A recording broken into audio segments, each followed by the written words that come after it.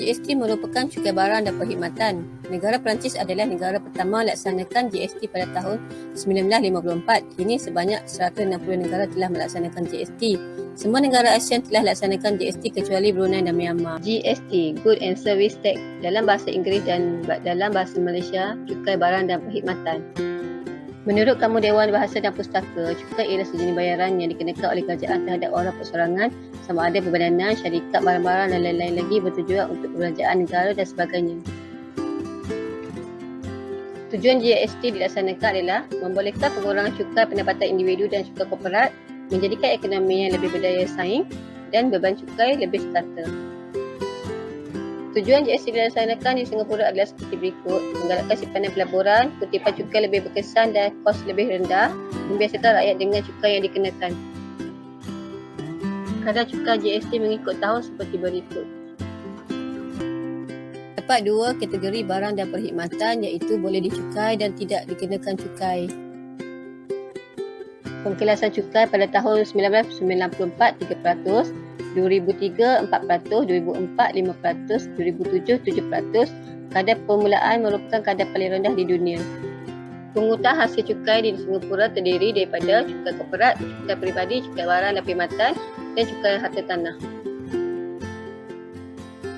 Pada Jun 1993, satu persidangan Parlimen Singapura telah mengumumkan bahawa kerajaan Singapura akan melaksanakan GST di negara itu mulai 1 April 1994. Dan sebelum ianya dilaksanakan, terdapat beberapa badan yang bertanggungjawab dalam membuat beberapa penambahbaikan ke atas perundangan GST.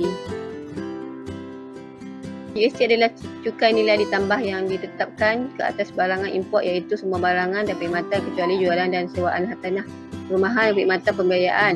Barangan yang diekspor dan perkhidmatan antarabangsa kadar cukai adalah SIFA, di mana ia adalah cukai berkadar rate jika berbanding cukai pendapatan yang kadarnya semakin tinggi apabila pendapatan yang semakin tinggi.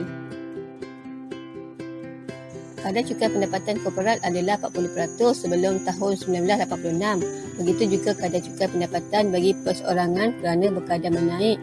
Bagi pendapatan individu tertinggi, kadarnya adalah 40% dan kadar ini tidak dapat untuk berdaya saing.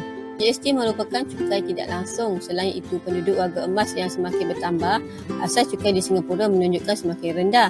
GST perlu diperkenalkan untuk menyeimbang asas cukai langsung yang semakin mengecil kerana golongan warga emas tidak membayar cukai.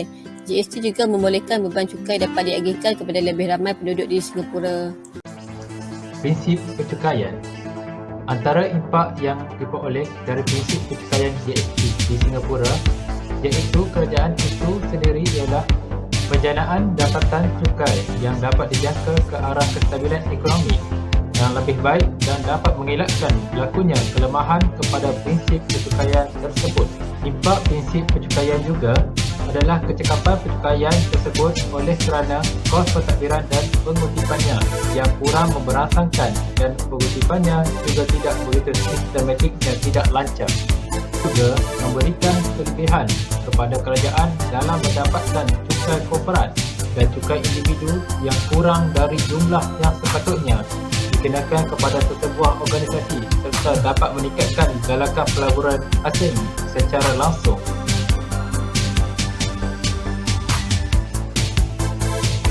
Aplikasi GST Singapura.